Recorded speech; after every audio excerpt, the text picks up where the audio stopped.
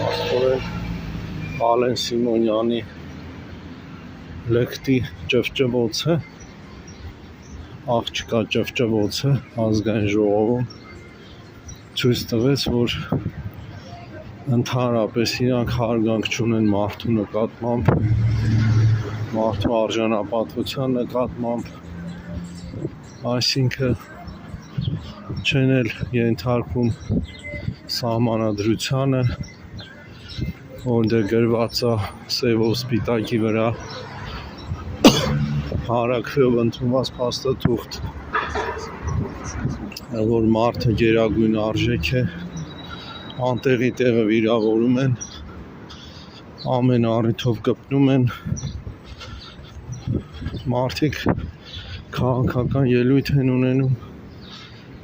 ասում են կխփենք պատին, կծեփենք պատին, այս ամբողջը մի բան է նշանակում, որ իրանք միայն իրանց աթոռն են սիրում ու նշանակում է, որ այս ժողովուրդը ամեն դեպքում պետք է ամբողջ ուժով, ամբողջ բռունցքով պայքարի ՔՊ-ի դեմ, այդ նույն բանն է, որ պայքարի իր համար, իր գոյության համար, իր շահերի համար, իր իրավունքների համար, որտեղ այլ տարբերակով նշանակում է, որ ՔՊ-ն ստրկացրել է այս ժողովրդին, որ ՔՊ-ն ցեղասպանում է այս ժողովրդին, որ ՔՊ-ն չի ցանկանում այս ժողովրդի շահը պաշտպանել եւ որ ՔՊ-ն թակարդի մեջ է գցել Հայաստանը, դրա հետ մեկտեղ հայ ժողովրդին իր ապիկար քաղաքականությամբ եւ դա նույն բանն է, որ ասել, որ ՔՊ-ն իրականում ծառայում է Թուրքիայի շահերին, որպեսզի Թուրքիայից ներում ստանա,